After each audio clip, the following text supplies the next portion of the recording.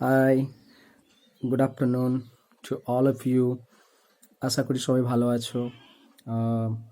सब लोग ठीक हो, यही उम्मीद रखते हैं। आज जो हम एक छोटा टॉपिक के ऊपर क्लास लेंगे तुम लोगों का। आज का जो क्लास होगा वो मेरा जो लेक्चर होगा उसमें दोनों सेमेस्टर के लिए काम में आएगा। एक CC3 का जो सेकंड सेमेस्टर है, और जो CC10 मतलब उसी सेमेस्टर 4 का SCC पेपर के लिए। शायद SCC पेपर में से थोड़ा एक दिन हम थोड़ा इसमें बात किए थे। SCC পেপার আমি একবার কথা বলেছিলাম। তো আজকে দুটো সেমিস্টারের জন্যই ক্লাসটা হবে, লেকচারটা খুব সংক্ষেপে বলবো, অলরেডি তোমরা পড়েছো। আর তোমাদের গ্রুপে আমি দুটো গ্রুপেই অলরেডি ডকুমেন্টস পাঠিয়ে দিয়েছিলাম। কিচ্ছু না, বিষয়টি হচ্ছে গান্ধার শিল্প। আমি তোমাদের সেকেন্ড সেমকে বলেছিলাম যে আমার যদি সময় হয় তাহলে তোমাদের আমি একটা ক্লাস নেব। তো বাকি তো সব বন্ধ হয়ে গেছে, তাই সম্ভব হয়নি। চলো শুরু করা যাক। গান্ধার তোমাদের কনিষ্ক, মানে বিশেষ করে সেকেন্ড সেমিস্টার কনিষ্ককে পড়ানো হয়েছে, এবং কনিষ্ককে পড়াতে গিয়ে আমরা একটা কথা আমি তোমাদের উল্লেখ করেছিলাম যে কনিষ্কের সময় সব থেকে ফেমাস 4টে মূর্তি নির্মাণ করার যে স্কুল সেন্টার গড়ে উঠেছিল, তার মধ্যে গান্ধার ছিল সব থেকে অন্যতম। একবার 4টে স্কুলের কথা মনে করিয়ে দিই। একটা হচ্ছে গান্ধার, যেটার বর্তমান অবস্থান উত্তর পাকিস্তান আফগানিস্তানের বর্ডার, পেশোয়ার এলাকা। 2 মথুরা, এটা উত্তরপ্রদেশ। 3 সারনাথ, উত্তরপ্রদেশ। 4 অন্ধ্রপ্রদেশের উপকূল, গোদাবরী নদীর তীর, অমরাবতী স্কুল। এদের মধ্যে কুষাণ যুগে সব থেকে বেশি ফেমাস হয়েছিল গান্ধার শিল্প। গান্ধারের যে কি এইটা, মানে গান্ধার শিল্পটা কি, প্রথমেই পরিষ্কার করে তোমাদের আমি বলে দিই যে এটা হচ্ছে সম্পূর্ণরূপে একটা মূর্তি নির্মাণ করার ट्रेडिशन। ये पहले ही हम बोल देते हैं कि कुषाण पीरियड में हम लोग तुमको हम पढ़ा चुके तुम लोगों को कि गांधार 4 स्कूल आए थे। एक गांधार, दूसरा मथुरा, तीसरा सारनाथ, चौथा अमरावती स्कूल जो हमारे आंध्रा में आया था, आंध्रा में था। तो इससे फेमस था गांधार। गांधार का जो प्रेजेंट लोकेशन हमने बता दिया, पाकिस्तान के पेशवार एरिया में, नॉर्थ पाकिस्तान में।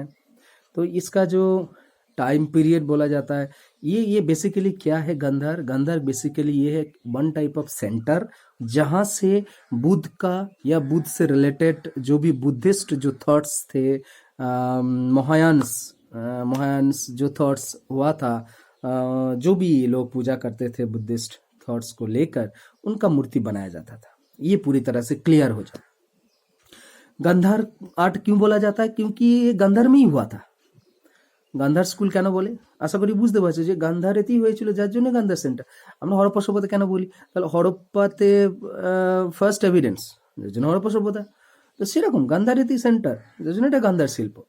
হ্যাঁ, গান্ধার শিল্পের যে, আচ্ছা আগে বলে নিই what was the time period.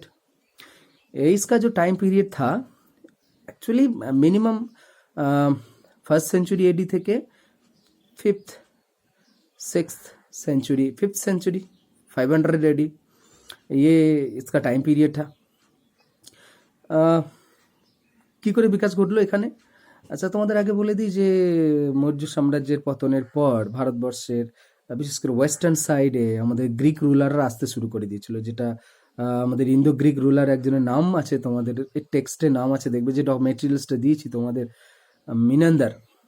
तो वो लोग आना जाना शुरू कर दिए थे हमारे भारत में, वेस्टर्न साइड्स जो पाकिस्तान अफगानिस्तान बॉर्डर एरिया में, वहाँ पर रहते थे।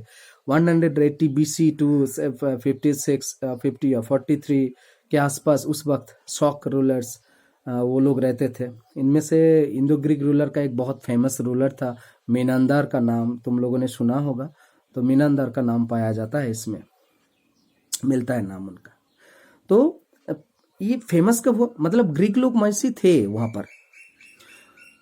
कुषाण सम्राट कनिष्क अर्थात कुषाण साम्राज्य के जो तीसरा सबसे बड़ा रूलर था वो कनिष्क ফার্স্ট, প্রথম কনিষ্কের সময়কালেতেই এই ব্যাপারটা আরো গুরুত্বপূর্ণ হয়ে দাঁড়ায়। কি হয় না, আমরা আগের দিনে ক্লাসেতে তোমাদের বলেছি যে মহাযান বৌদ্ধ ধর্মের প্রবল বিস্তার ঘটছিল কুষাণ সম্রাট কনিষ্কের সময়কালেতে, এবং এবং তারই পরিপ্রেক্ষী হিসেবে ওখানে, তো সেখানে কনিষ্কের পৃষ্ঠপোষকতায় এই সেন্টারটাকে স্পন্সর করা হয়েছিল, এবং তার আগে থেকে প্রকল্প শুরু হলো। কিন্তু যেহেতু আমাদের সেই সময় গ্রিক দেশের সাথে ইন্ডিয়ার একটা ভীষণ বড় সম্পর্ক স্থাপিত হয়েছিল, আমরা ট্রেড रिलेटेड কথা বলতে गए বলেছি, जब जब वाणिज्य हो रहा था, ट्रेड हो रहा था, तब ग्रीक और हमारे देश के साथ, ग्रीक रोमन्स और इंडिया के साथ बहुत बड़ा रिश्ता हो रहा था एक्चुअली ट्रेड को लेकर। তো ওই সময় থেকে স্ট্রং রিলেশনশিপের কারণে এই সেন্টারটা গড়ে উঠছে, এবং কনিষ্ক তার ভীষণভাবে স্পন্সর করছেন এবং থাকছেন। কনিষ্কের সময় এটা ফেমাস হচ্ছে। আচ্ছা, এটা গেল গান্ধার সম্পর্কে। এবার আমরা আসছি মেইন ফিচার্স। এই গান্ধারের যে শিল্প, সেই শিল্পকলাটা কি কি বৈশিষ্ট্য ছিল তোমাদের প্রথমে বলে দিই। এটা হচ্ছে একটা মূর্তি নির্মাণ কারখানা। ये स्कल्पचर बनाने का स्कूल है, पहले ही हम बता दिए। इसमें क्या होता था, गौतम बुद्ध के स्टाइल का, गौतम बुद्ध का मूर्ति बनाया जाता था या उससे रिलेटेड। तो कि कैसे बनाया जाता था, वो ब्लैक सैंडस्टोन होता है उससे बनाया जाता था, मतलब वो ब्लैक होता था। कैसा स्टाइल लिया जाता था, কেমন কোন স্টাইলে এটাকে করা হতো, এটাকে বলা হচ্ছে স্টাকো স্টাইল, মানে পাথরকে কেটে মূর্তির রূপ ধারণ করা, that is called stucco style. এটা পরিষ্কার হয়ে গেল। তো এই স্টাকো স্টাইলে বুদ্ধের মূর্তি নির্মাণ প্রসেস। আচ্ছা, গান্ধারের যে মূর্তি নির্মাণ, এখানে স্পেশাল বৈশিষ্ট্য কি ছিল, আমি তোমাদের 1 2 3 4 করে কিছু স্পেশাল বৈশিষ্ট্যের কথা বলবো। তোমরা ওই টেক্সট, ওই মেটেরিয়ালসে পেয়ে যাবে, বা আরও তোমরা যে বাংলা বই পড়বে সেখানেও পাবে। আমি জাস্ট তোমাদেরকে কিছু বিষয় সহজ সরল করে দিচ্ছি। গান্ধারের এই বুদ্ধির মূর্তি নির্মাণ শৈলীর মধ্যে আমরা যে स्पेशल फीचर्स ওই गट जो हम लोग देखते हैं वो है, नंबर 1, ये গান্ধারেতে ভারত এবং গ্রিক দুই দেশের শিল্পীদের সংমিশ্রণে মূর্তি নির্মাণ করা হচ্ছিল। 1 নম্বর বৈশিষ্ট্য হয়ে গেল। ফার্স্ট ফিচার্স, ভারত এবং গ্রিক দেশে দুই দেশের শিল্পীরা মিলে গান্ধার থেকে মূর্তিগুলো নির্মাণ করছিলেন। আচ্ছা, কেন বললাম এটা মিক্সডের ব্যাপারটা? প্রথমেই আমি তোমাদের একটা কথা স্পষ্ট করে বলে দিই যে ভারতবর্ষের মূর্তিদের স্টাইল কেমন এবং গ্রিকদের মূর্তিদের স্টাইল কেমন বা শিল্পীদের স্टाइल কেমন। पहले ही हम बता देते हैं कि ये स्टाइल कैसा है। ग्रीक लोगों का स्टाइल, जो मूर्ति बनाते थे उनका स्टाइल कैसा था, और भारत में जो मूर्ति बनते थे इसका स्टाइल कैसा था। मतलब हर जगह का अपना अपना स्टाइल होता है। ग्रीक लोग जो গ্রিস में जो मूर्ति बनाया जाता था, মানে যে মূর্তিগুলো বানানো হতো সেগুলো গ্রিকের যে আর্টিস্টরা ছিলেন তারা বেশিরভাগ সময় চেষ্টা করতেন প্র্যাকটিক্যাল। ऐसे বলতো, আমরা বলি না প্র্যাকটিক্যাল হও, অত ইমোশনাল হোস না, this kind of things was there।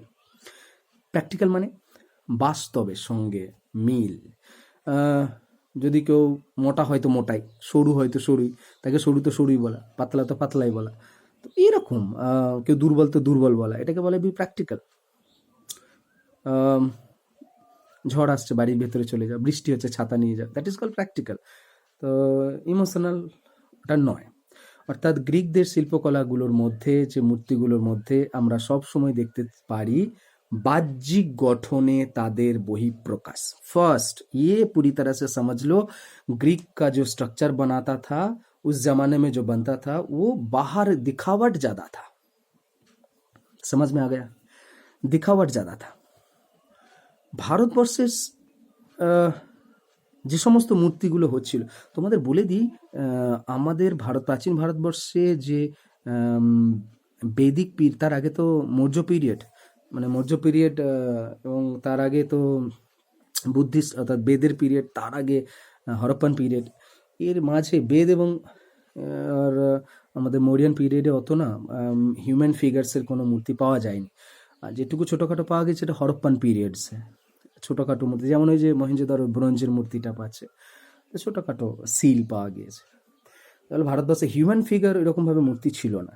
যেটুকুই পাওয়া গেছে, যেটুকুই আমরা দেখেছি, সেটুকু ভারতবর্ষের যে ট্র্যাডিশন, সেই ট্র্যাডিশন অনুযায়ী কী বলতো এক্সপ্রেশন।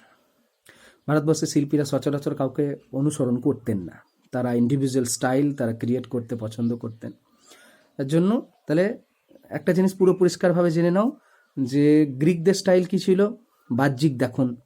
ভারতবর্ষের স্টাইল কী ছিল, এক্সপ্রেশন। অর্থাৎ লজ্জা পাওয়া, আশীর্বাদ দেওয়া, ভালোবাসার দৃষ্টিতে তাকানো, রেগে তাকানো, অথবা নমনীয়তার সঙ্গে দেখা, এটা তো ভারতীয় স্টাইল। গ্রিকরা সবসময় বাহুবলী স্টাইলের, পেশিবহুল দেবতা, হিউম্যান ফিগারগুলো পেশি, মাথার চুলগুলো গোটানো গোটানো এবং মুকুট পরা, এই ধরনের ওদের ফিগার ওরা পছন্দ করতো। তাহলে আমরা ফার্স্ট বৈশিষ্ট্যটা বললাম, তাহলে চলে আসি বৈशिष्ट्य। প্রথম বৈशिष्ट्य ऑलरेडी बोले दिए थी। फर्स्ट फीचर मैंने बोल दिए हैं कि गांधार में ये जो मूर्ति बनाया जाता था, इस मूर्ति का पहला फीचर्स ही था, इसमें भारत और ग्रीक का दोनों आर्टिसियंस, दोनों जो फीचर्स था वो मिक्स करके बनाया गया था। আচ্ছা, আর একটা জিনিস মনে করি, এখানে ভারত আর গ্রিকের কথা আসছে কেন? ভারতের কি আর গ্রিকের কি? ভারতের হচ্ছে গৌতম বুদ্ধ। কারণ মেন যে গান্ধারের যে বিষয়বস্তু ছিল गौतम बुद्ध, मूर्ति निर्माण। जो क्यों हम बोल रहे हैं मिक्स्ड इसलिए बोल रहे हैं क्योंकि इसका जो सब्जेक्ट था ये गौतम बुद्ध। तो बुद्ध कहाँ का थे? भारत का था। और आर्टिसन कहाँ का थे? वो ग्रीक से आए हुए थे, स्टाइल ग्रीक से लिया गया था, भारत का बुद्ध था, तो इसलिए बोला था इन द ग्रीक स्टाइल्स। तो first features mixed. Second features is এই মূর্তিগুলোর মধ্যে আমরা একটা জিনিস দেখতে পাবো যে কোনো কোনো মূর্তিতে বাহ্যিক দিক দিয়ে, যে কিছুক্ষণ আগে বললাম যে মুকুট পরে আছেন, কখনো কখনো পেশি যুক্ত রয়েছে, কখনো কখনো চুলগুলো কোকড়ানো টাইপের রয়েছে। এগুলো সব কিন্তু গ্রিক যে যারা আর্টিসান ছিলেন, তারা যখনই মূর্তি নির্মাণ করতেন না, তারা গ্রিক দেবতাদেরকে বেশিরভাগ ফলো করতেন। মানে ग्रीक आर्टिसन जरा ছিলেন, जो ग्रीक आर्टिसन होते थे वो ज़्यादातर ग्रीक के जो गॉड होते थे उन लोगों का जो रूप होता था वही स्टाइल इसमें डाले थे। गांधार के जो गौतम बुद्ध से रिलेटेड जो फीचर्स है, गौतम बुद्ध का जो फीचर्स है उसमें डाले थे। तो ये फीचर्स हो गया। इसका जो फीचर्स मतलब जो सेकंड फीचर्स ये हो गया कि बाहर दिखावट ज़्यादा रहेगा इसमें। अगर तुम बाहर से देखोगे कि एक मूर्ति दिया गया ब्लैक सैंडस्टोन्स का, तो तुम ऐसे तुरंत पकड़ लेना कैसे गांधार में बना है या किसी और स्टाइल में। তো তোমাকে প্রথমে জেনে নিতে হবে যে এটা বুঝতে পারবে যে যদি বাহ্যিক দিক থেকে এই বৈশিষ্ট্যগুলো দেখতে পাও, কার্লি হেয়ার, বাহুবল, বাহ্যিক দিক দিয়ে একদিকে হেলে অবস্থায় দাঁড়িয়ে আছে এবং এক্সপ্রেশনটা নমনীয় নয়, নমনীয় সুলভ, যেটা আমরা বলি ইন্ডিয়ান ট্র্যাডিশন, তো তখনই ধরে নেবে এটা কিন্তু গান্ধার স্টাইল। তো আর ভারতবর্ষের মানে আর্টিস্টরা কেমনভাবে গান্ধার এই যে মূর্তির মধ্যে কিভাবে তাদের প্রভাব ফেলেছিল তোমাদের বলে দিই। যখন ভারতবর্ষের কিছু কিছু বৈশিষ্ট্য এই মূর্তিগুলোতে নেওয়া হয়েছে, সেটা হচ্ছে যে আমাদের যেমন দেবতাদের, ভারতবর্ষের হিউম্যান ফিগারগুলো কেমন বলো তো, কার্তিকের মতো দেখতে সুন্দর হবে, দেবতা কার্তিক। আর একটু হালকা গোঁফ হবে, এটাও পেশি হবে না, মানে মানুষদের পেশি ভারতীয়দের অতটা হয় না, সাইজ খুব বেশি বড় হয় না, मीडियम साइजर है। तो ज़्यादातर मूछ होगा ऐसे, थोड़ा करके, उतना मसल नहीं होगा। भारत के जो गॉड है तो ऐसे फीचर्स में डाला गया है। और जो दिखने का जो स्टाइल है ना, वो बहुत शांत स्वभाव का होगा। तो इसमें पकड़ लेना है कि ये इंडियन स्टाइल है। तो ভারতবর্ষে গান্ধার শিল্পের যে বিকাশ কুষাণ সম্রাট কনিষ্কের সময় হয়েছিল, কনিষ্কের সময়ের এই বৈশিষ্ট্যগুলোকে দেখলেই আমরা বুঝতে পেরে যাব যে এগুলো গান্ধার শিল্পের বৈশিষ্ট্যযুক্ত মূর্তি। এবং যার জন্য আমরা এখানেতে দেখবে বেশ কিছু গ্রিক গডকে এখানে ফলো করা হয়েছে, যেমন হেরাক্লিস, অ্যাপোলো দেবতাকে ফলো করা হয়েছে, অ্যাটলাসকে ফলো করা হয়েছে। আম, গ্রিক যে যে বাতাসের দেবতা ছিলেন বোরিয়াস, এবং ওদের ওখানে মাদার গডেস হরিত্রী, একে ফলো করা হয়েছে। মানে এদের ট্রেডিশনগুলোকে গ্রিকদের যে মূর্তি নির্মাণ করার সময় আর্টিস্টরা এটা খেয়াল করেছেন। ऐसा जब ये मूर्ति बना रहे थे तब ये ग्रीक गॉड का याद करके ये सब फीचर्स डालते थे। ग्रीक गॉड का नाम अपोलो का नाम है, हेराक्लिस का नाम है, एटलस का नाम है, और बोरियस का नाम है, मादर गॉड का हरित्री का नाम है। तो ये मिक्स करके ये लोग सोच के ऐसे मूर्ति बनाते थे, बनाए थे गंधर पीरियड में। और भारत में क्या हुआ, भारत का फीचर्स कैसे लिया गया, भारत का फीचर्स बोधिसत्व, गौतम बुद्ध अथवा बुद्ध से जन्म से पहले की जो बात बोला जाता है, जातक स्टोरीज, डिफरेंट टाइप ऑफ जातक स्टोरीज वो नैरेटिव फॉर्म्स में दिया जाता था, वो बनाते थे। আর তোমাদের বলে দিই যে বোধিসত্ত্বের ব্যাপারটা, বোধিসত্ত্ব তোমরা শুনছো আমি জানি না, তোমরা তোমাদের মেঘলা ম্যাডাম বলেছেন নিশ্চয়ই, কারণ সিসি 3 পেপারে গান্ধার সেকশনটা মেঘলা ম্যাডামের পড়ানোর কথা। তো আমি তোমাদের হেল্প করবো বলেছিলাম, এবং মেঘলা ম্যামও আমাকে একটু বলেছিলেন হেল্প করার জন্য। তো বোধিসত্ত্বের ব্যাপারটা বলে দিই। আচ্ছা, গৌতম বুদ্ধের জন্মের আগের যে গল্প, যে টেক্সটে আমরা লিপিবদ্ধ করা রয়েছে, তাকে বলে Jataka stories. I think everybody knows this kind of stories. तुम सब लोग जानते हो कि जातक इसको बोला जाता है। गौतम बुद्ध बुद्ध होने से पहले बहुत बार जन्म ले चुके हैं, অনেকবার তিনি জন্মগ্রহণ করেছেন, এবং কখনো ব্রাহ্মিনস, কখনো কৃষক, কখনো ঘোড়া, হাতি, ডিফারেন্ট টাইপ অফ সাধারণ গরিব মানুষ। তো এরকম গৌতম বুদ্ধ বুদ্ধ হিসেবে জন্মগ্রহণ করার আগের যে জন্মটা, সেটা হচ্ছে বোধিসত্ত্বের জন্ম। তো তোমরা যারা সেমিস্টার 4-এ পড়ছো, ইন্ডিয়ান মিউজিয়াম গিয়েছিলে, তো তোমার বোধিসত্ত্বের মূর্তি দেখেছো। সেখানে আমি তোমাদের একটা কথা দেখাচ্ছিলাম, সেটা হচ্ছে যে এখানে বাঁ সাইড ডান সাইডে দেখবে একটু পদ্ম ফুল টাইপের লাগানো রয়েছে। ওটা থেকে বুঝতে পেরে যাবে যে ওটা কিন্তু বোধিসত্ত্ব ফিগার বুদ্ধের মতোই। কেন বোধিসত্ত্ব এই মানে বলা হয়েছে, কি বলতো, নির্বাণ লাভ করতে পারেননি, এই জন্য। যদি নির্বাণ লাভ ওই জন্ম করে নিতেন তাহলে তিনি বুদ্ধ হয়ে যেতেন। वो निर्वाण नहीं कर पाए, लाभ नहीं कर पाए, वो इसीलिए बोधिसत्व हो गए।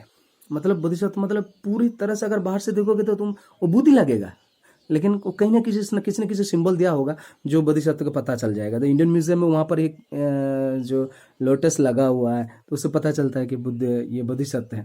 तो অর্থাৎ বুদ্ধের মতো নির্বাণ তারা তিনি লাভ করতে পারেননি, যার জন্য ওটা বোধিসত্ত্বের ফিগার বলা হচ্ছে আর কি। তো তারা বোধিসত্ত্বের মতো, বুদ্ধের মতো ওই স্টেজটা তারা অর্জন করতে পারেননি। তো ভারতীয় ট্র্যাডিশনে যে সমস্ত জিনিসগুলোর ওপরে এই গান্ধার মূর্তি নির্মাণ করা হয়েছে, যেমন বোধিসত্ত্বের কথা বললাম, জাতক স্টোরির কথা বললাম, বিভিন্ন ন্যারেটিভস, বর্ণনা, কাহিনী গান্ধার শিল্পে তুলে ধরা হয়েছে। আর কখনো কখনো স্তূপের কথা বলা হচ্ছে, কিন্তু গান্ধার আর্টে তো স্তূপের ব্যাপারটা অতটা আমরা দেখি না, কারণ কুষাণ সম্রাট কনিষ্কের পেশোয়ারে একটি স্তূপের কথা জানা যায়, যেটা 18টা নাকি স্টোর ছিল, 18টা ধাপ ছিল, এবং তার মাথাতে নাকি বিরাট বড় একটা অ্যালুমিনিয়ামে, তোমাদের ডকুমেন্টসে দেওয়া আছে দেখবে, ছাতা লাগানো আছে স্তূপটাতে। সেটা নাকি গান্ধার আর্টেরই ফিচার্সে বলা হয়েছে আর কি। তো এই বৈশিষ্ট্যগুলো গান্ধার আর্টের মধ্যে আমরা দেখতে পাও। তাহলে মেন যে দুটি জিনিস তোমাদের সব থেকে খেয়াল রাখতে হবে, তোমাদের সামনে যদি একটা মূর্তি নিয়ে আসা হয়, প্রথমেই খেয়াল করবে এটা কোন পাথরের, দ্বিতীয় খেয়াল করবে যে এর এক্সপ্রেশনটা কেমন, তৃতীয় খেয়াল করবে যে এর বডি স্ট্রাকচারটা কেমন, 4 নম্বর খেয়াল করবে নিশ্চয়ই কোনো না কোনো জায়গায় ইনস্ক্রিপশন লেখা রয়েছে, নিশ্চয়ই কিছু না কিছু লেখা রয়েছে, ব্রাহ্মী স্ক্রিপ্ট, খরস্টি স্ক্রিপ্ট অথবা সংস্কৃত। তো এই ব্যাপারগুলো থাকবে। এবং সব থেকে বড় কথা, स्टाको मीन्स पत्थर को बना के ये सब बनाया गया है, मतलब पत्थर से काट के उसको स्टाको स्टाइल बोला जाता है। তো যে বৈশিষ্ট্যগুলো বললাম সেগুলো দেখে বুঝতে পারবে যেগুলো গান্ধার ফিচার্স। আর তোমাদের এই যে কথাগুলো বললাম, এর যে রেফারেন্স, তোমাদের যে ডকুমেন্টস দিয়েছিলাম 4-5টা রেফারেন্স হয়েছে। আমি তোমাদের ওগুলো আমার কাছে তো বড় ক্যামেরা নেই, আমি জাস্ট মোবাইলে তোমাদের এই রেকর্ডিং করছি। তো আমার কাছে যে বই তোমাদের যে ডকুমেন্টস দিয়েছে সেখান থেকে আমি ছবিগুলো বর্ণনা দেখাচ্ছি, মিলে যাবে, দেখবে যে গান্ধার আর্টের যে ফিচার্সগুলো কেমন ছিল। তো ফার্স্ট ফিচার দেখো, আহ, আশা করি এখানেতে তোমরা একটা মূর্তি দেখতে পাচ্ছ। এই যে মূর্তিটা, এটা এটা দেখো। আচ্ছা তোমাদের একটা কথা বলে দিই, গান্ধার আর্টেতেই প্রথম গৌতম বুদ্ধের হিউম্যান ফিগার গঠন করা হয়েছিল। ভারতবর্ষের ইতিহাসে কোনো দিন কোনো জায়গায় গৌতম বুদ্ধের হিউম্যান ফিগার ছিল না। গান্ধার শিল্পকলাতে ঐতিহাসিকরা মোটামুটি সবাই মেনে নিয়েছেন কনিষ্কের সময়কালেতেই গৌতম বুদ্ধের মূর্তির ফিগার কেমন গৌতম বুদ্ধ হতে পারেন বা হয়, আমরা যে এখন যে রূপ দেখি সেটা কিন্তু गांधार শিল্পীরাই मूर्ति বানিয়েছেন। तो এটা কিন্তু খুব वाइटल पॉइंट्स, ये बात तुम लोग पूरे दिमाग में रख लो कि गांधार आर्ट में ही पहली बार बुद्ध का ह्यूमन फिगर लाया गया है और इससे पहले कभी नहीं लाया गया। इससे पहले जहाँ तक स्टोरीज हैं, बहुत सारे पैर का चिन्ह बोला जाता है या इधर उधर बहुत सारे चीज़ रेलिक्स का बोला जाता है, लेकिन जो ह्यूमन फिगर्स, जो गौतम बुद्ध ऐसे बैठे हैं, कभी ऐसे बैठे हैं, कभी ऐसे बैठे हैं, तो कभी ध्यान है, माने मतलब मुद्रासन में ऐसे करके बहुत सारा मुद्रासन है, वो अगर तुम लोग डिटेल्स में जाओगे तो पढ़ लोगे। तो ये गांधार में ही मिला है। तो আমি চারটে পাঁচটা তোমাদের ডকুমেন্টস আছে, তোমরা পড়তে গিয়ে তোমাদের অসুবিধা যাতে না হয় আমি আরেকবার বলে দিচ্ছি। এই মূর্তিটা দেখতে পাচ্ছ মাথায়, এটা একটা, আচ্ছা ভারতীয় স্টাইলে আর একটা জিনিস বলতে তোমাদের ভুলে এটা দেখে আমার মনে পড়ে গেল, সেটা হচ্ছে যে এই কানগুলো, গৌতম বুদ্ধের কানগুলো দেখবে এই কাঁধ পর্যন্ত ঠেকে থাকছে, তো ওটা ইন্ডিয়ান স্টাইল হিসেবেই ধরে নেবে আর কি। তাহলে একটা হচ্ছে নমনীয় চোখ, কানগুলো এইদিকে হবে, তো এই ইন্ডিয়ান স্টাইলের এগুলো একটা ফিচার্স আর কি। আর তো গোপের কথা বললাম, নর্মাল বডির কথা তো বললাম। দেখো এই ফিগারটা হচ্ছে গ্রিক প্রথায় নির্মিত বোধিসত্ত্বের একটা মস্তক, অর্থাৎ বোধিসত্ত্ব বলতে যে বোধিসত্ত্বের একটা মূর্তির মাথা, দেখো একটা মুকুট পরে আছেন। এটা একটা एक जैसे हम लोग बोलते हैं ना क्राउन बोलते हैं इसको, ये पहने के रखे हैं। ये एक बोधिसत्व का मूर्ति है, ये ग्रीक स्टाइल है, ये पूरी तरह से ग्रीक स्टाइल है। इसका जो लुक है पूरी तरह से ग्रीक स्टाइल है, इंडियन स्टाइल नहीं है। ये गांधार आर्ट का एक रेफरेंस है। दूसरा जो है, दूसरा मूर्ति बना हुआ है, ये देखो, ये तो ये इसमें तुम लोग देख सकते हो, তোমরা দেখতে পাচ্ছ যে প্রথম উপরটা ধরি, মাথা চুল দেখো কোকড়ানো রয়েছে, বাঁধা রয়েছে, এটা গ্রিক স্টাইলের। এখানে দেখো চাদর পরে রয়েছে, চাদরে ভাঁজ যে যদি দেখতে পাও এটা কিন্তু গ্রিক স্টাইল, আমাদের ইন্ডিয়ান স্টাইল নয়। অর্থাৎ পুরোপুরিভাবে এটা স্পষ্ট হয়ে যাচ্ছে গ্রিক স্টাইলে বানানো, কারণ গান্ধার মূর্তিতে বলেই দেওয়া হয়েছে বেশিরভাগ মূর্তি যে বাহ্যিক স্টাইল গ্রিকদের। আর 3 নম্বর ফিচার্সে বলা হচ্ছে, দেখো এখানে একজন মানে উঁচু আসনে বসে রয়েছেন একটা পুরুষ মূর্তি, একটা मेल फिगर्स यहाँ पर कोई बैठे हुए हैं, किसी भी चेयर टाइप एक आसन के ऊपर बैठे हैं। तो इसका जो अगर बारीकी से देखोगे तुम लोग के নিচেতে একটা বালক রয়েছে ছেলে। আচ্ছা প্রথমে এই ফিচার্সটা বলে দিই, এটা ভারতীয় আর গ্রিক স্টাইলের কি মিশ্রণটা দেখে নাও। সেটা হচ্ছে এই গোপ আছে দেখো, ইন্ডিয়ান স্টাইল, গোপ তো আমি বললাম ভারতীয়দের স্টাইল কথা। আচ্ছা এখানে এই যে মাথায় যে একটা মুকুট টাইপে পড়ে আছে, ये भी हमारे देश का स्टाइल नहीं है। और ये जो धोती है, ये देखो ऐसे ऐसे बॉर्डर किया हुआ है, जो पहने हुए हैं ये भी ग्रीक स्टाइल है। लेकिन भारतीय স্টাইল, ভারতবর্ষের বৈশিষ্ট্যটা এটা কোথায় লুকিয়ে আছে বলো তো? এই যে বডিটা, এটা কিন্তু নর্মাল লোকের বডি, এটা কিন্তু গ্রিকদের বডি নয় আর কি। যার জন্য এই মূর্তিটাতে এর বডিটা কিন্তু ভারতীয় নেওয়া হয়েছে। তো এর নিচে একটা দেখো বালকের ছবি আছে, আশা করি তোমাদের যে আমি পিডিএফ ফাইল পাঠিয়েছি ওখানে দেখে নেবে। এইখানে দেখো একটা ছেলে আছে, একটা সাইড হেলে আছে, একটা ছেলে ডান দিকে এরকম হাত করে রয়েছে। তো ওটা কিন্তু একদিকে হেলে থাকা মূর্তি কিন্তু আমাদের ভারতীয় স্টাইলের মধ্যে পড়ে না, তো এটা সম্পূর্ণরূপে গ্রিক স্টাইল। আচ্ছা এখানে একটা বোধিসত্ত্বের মূর্তি লাগানো রয়েছে, এই মূর্তিটাতে স্পষ্ট দেখতে পাচ্ছ এখানেও একটা উঁচু পাটাতনের ওপরে দাঁড়িয়ে রয়েছেন, প্লিন্থের ওপরে। আর মাথাতে চুলটা, এই চুলটা দেখো পাগড়ি টাইপের রয়েছে ওপরে। আচ্ছা এখানে ডান হাতের দিকে, আচ্ছা এখানে একটা পৈতে টাইপের অংশ রয়েছে, দেখতে পাচ্ছ কি পাচ্ছ না জানি না, তোমাদের বই রেফারেন্স আছে দেখবে। আর এই স্টাইলটা হিউম্যান হিউম্যান টাইপের স্টাইল নয়, যার জন্যে দেবতা দেবতা লাগছে না, এটাকে একটা অন্য রূপ দিতে গিয়ে সাধারণ মানুষের ফিগার বানিয়ে ফেলেছেন। তো এবং একটু দেখো মনে হচ্ছে একটু পেশি পেশি রয়েছে, এই যে হাতটা না, এর হাতটা মনে হচ্ছে একটু আহ, যেটাকে मासल मासल वाला ऐसे फिगर लग रहा है। ये पूरा ड्रेस का जो स्टाइल है पूरा ग्रीक स्टाइल है। तो इससे ये भी एक बुद्धिस्ट मतलब जो गंधार का जो आर्ट है, ये आर्ट फॉर्म का ही एक निशानी है। और इसका देखो नीचे पैर में जूता पहने हुए हैं, ये देखो। तो ये जूता भी भारत के कहीं देवता देवी में ऐसे कह के जूता नहीं पहना जाता था। গৌতম বুদ্ধ की স্টাইল ऐसा नहीं है। তো কোনো অবস্থাতেই গৌতম বুদ্ধের এরকম বা আমাদের সেই সময় ট্র্যাডিশনের মধ্যে এই জুতো পরে না, গ্রিক স্টাইল। এটাও একটা গ্রিক স্টাইল, তাহলে এটাও একটা গান্ধার শিল্পের একটা বড় উদাহরণ।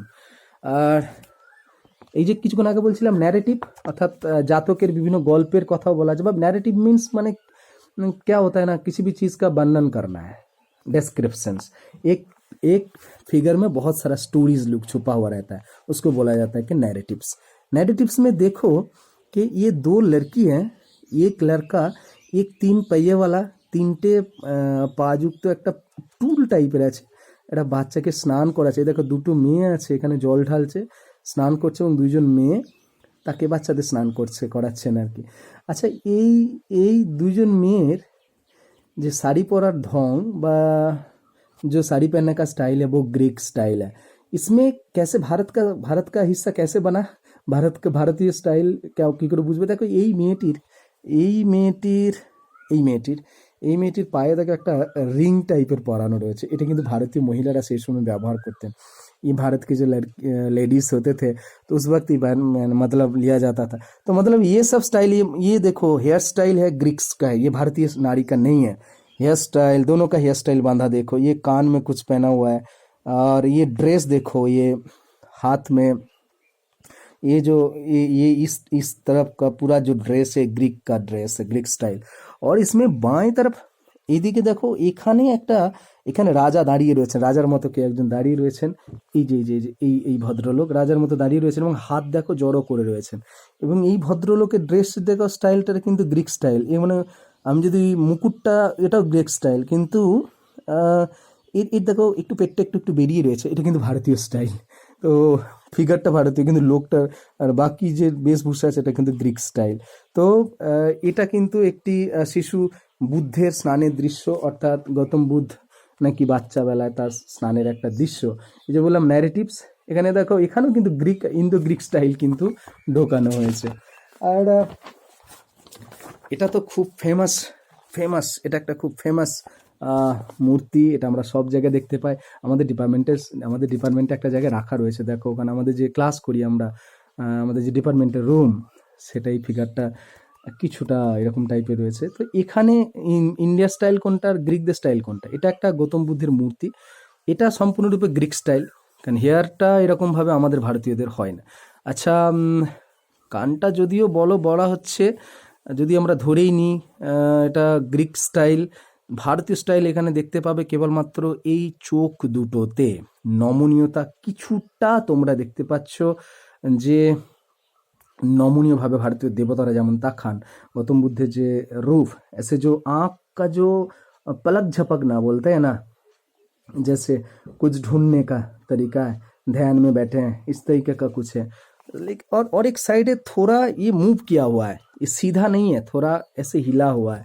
तो इससे पता चलता है कि ग्रीक स्टाइल है। কেবলমাত্র আঁখের এই মানে চোখের এই দর্শনটায় ভারতীয় প্রভাব রয়েছে, এবং মুখের মধ্যে একটা ভারতীয় ভাবনা চিন্তা কিন্তু রয়েছে, ওটা কিন্তু গ্রিকদের মধ্যে পড়ে। তো এটা কিন্তু গৌতম বুদ্ধের একটা মস্তকের মূর্তি, যেটা গান্ধারেতে বানানো হয়েছিল। মানে এটা খুবই ফেমাস মূর্তি, এবং যেটা কি বলে, जो स्टाइल जो बोला जाता है, जो हम लोग अभी से बोल रहे थे पहले से, कि भारत के गौतम बुद्ध और ग्रीक का गॉड लोगों का वो जो स्ट्रक्चर, बाहरी स्ट्रक्चर, ये इसमें स्पष्ट दिखाई दे रहा है। तो গান্ধার শিল্পের যে মেন বৈশিষ্ট্য, সেই বৈশিষ্ট্যটা আমরা দেখতে পেয়ে একটা স্পষ্ট কথা তোমাদের এই 5টা ফিগারের মধ্যে, তোমাদের বইয়েতেও আছে ডকুমেন্টসটা, আমিও বেশ কিছু জায়গায় দেখেছি, পাটনা মিউজিয়াম, ইন্ডিয়ান মিউজিয়ামে তো দেখেছি, দিল্লি ন্যাশনাল মিউজিয়ামে দেখেছি, এবং ওখানে এই মূর্তিগুলো না, সেটা ভারতবর্ষের অন্যান্য জায়গাতেও দেখেছি, আমি উত্তরাখণ্ডের একটা মিউজিয়ামে देखी ये डॉल डॉल टाइप का है ये, जब भी देखोगे ना डॉल डॉल टाइप का है गौतम मतलब गांधार आर्ट का जो है। तो मतलब क्या है ना, भारतीय जो मूर्ति होते हैं ना, মানে ভারতবর্ষের দেবতা বা দেবীদের মধ্যে কি হয়, ভক্তি সহকারে একটা যে দেখার দৃষ্টি, এটা গৌতম বুদ্ধকে আমরা কেমনভাবে চিনি, গৌতম বুদ্ধকে আমরা চিনি তিনি হয় ধ্যানমগ্ন অবস্থায় রয়েছেন, নাহলে কাউকে কিছু স্পিচ দিচ্ছেন, ऐसे कुछ बहुत शांत स्वभाव की लग रहा है। तो গান্ধার আর্ট মে ऐसे फिगर आप नहीं देख पाओगे, গান্ধার আর্টে তো এরকম টাইপের ফিগার দেখতে পাবে না, কিন্তু অদ্ভুতভাবে যে শুধু সেই সময়, বিশেষ করে কনিষ্কের সময়কালেতে, কিছুক্ষণ আগেই তোমাদের বললাম যে মূর্তি নির্মাণ না, তার আশেপাশে তো আমাদের ইন্দো গ্রিক স্টাইলে প্রভাব পড়েছিল, প্রাসাদ, মন্দির, মঠ, সব জায়গাতেই। বিশেষ করে গৌতম বুদ্ধের যে এই পুরুষপুরে আমাদের যে মঠ, স্তূপের নির্মাণের কথা বললাম। তাহলে গান্ধার আর্টের মেন যে বৈশিষ্ট্য আরেকবার বলে दी, फाइनल में बोल रहा हूँ कि ये पूरी तरह से एक स्कूल था जहाँ से गौतम बुद्ध का मूर्ति बनाया जाता था। सिर्फ गौतम बुद्ध का नहीं, बोधिसत्व और उससे रिलेटेड नैरेटिव्स का फीचर बनाया जाता था। और ये बात सिर्फ गांधार में ही नहीं रहा, পুরা সেন্ট্রাল এশিয়া, আরাকান যেটা আমরা বলছি, আরাকান সাইড এবং আমাদের कंगन উপকূল এবং পুরো ইন্ডিয়া में तो ऐसे ही थे। उस वक्त ভারতবর্ষ এবং ভারতবর্ষের বাইরে এটা কিন্তু ভীষণভাবে ফেমাস হয়েছে, এবং আমরা চায়না, জাপান এইসব দেশে তো এই মূর্তি আমরা দেখতে পাই। আর এবং এটা অত্যন্ত ফেমাস ট্র্যাডিশনস, যেটা গৌতম বুদ্ধের সময়, গৌতম বুদ্ধ নয়, কনিষ্কের সময়কালে মানে প্রবর্তন হয়েছিল, এবং সেটাকে পিক আপ করছিল গুপ্ত যুগের সময়কালে তো পর্যন্ত কন্টিনিউ করছিল। এবং ভারতবর্ষের ইতিহাসে যে আর্ট হিস্ট্রি যখনই যারা ভবিষ্যতে তোমরা পড়বে এবং যখনই মূর্তির সঙ্গে পরিচয় হবে, জানবে যে আমাদের যে গৌতম বুদ্ধকে যে রূপে আমরা দেখি, সেটা কিন্তু এই গান্ধার আর্টিসিয়ানদের দান। সেটা ভারত এবং গ্রিক দুই দেশের আর্টিসিয়ানদেরই ভূমিকা কিন্তু গান্ধার আর্টের মধ্যে দেখতে পাই আর কি। Thank you. আশা করি তোমাদের অনেক জানি না কাজে লাগবে নাকি, তবুও চেষ্টা করলাম। ডকুমেন্টসটা পড়ে নিও। যারা ইংলিশ মিডিয়াম আছে তাদেরকে তো আমি পিডিএফ পাঠিয়েছি, বাংলা মিডিয়ামদেরও এটাও পাঠিয়েছি। তো যারা এসসিসি রয়েছে 4th সেমিস্টার, তারা একটা 15 মার্কের করে রেখো, আর যারা এমনি রয়েছে তারা 5 মার্কের করে রেখো। আর এটা আমাদের সারা জীবনের জন্য, যারা হিস্ট্রি পড়ছি, সারা জীবনের জন্য আমাদের জানা উচিত, আর্ট হিস্ট্রি বিশেষ করে। তো থ্যাংক ইউ, সবাই ভালো থেকো। আশা করছি নেক্সট ভিডিওতে তোমাদের সঙ্গে আবার দেখা হবে। Thank you.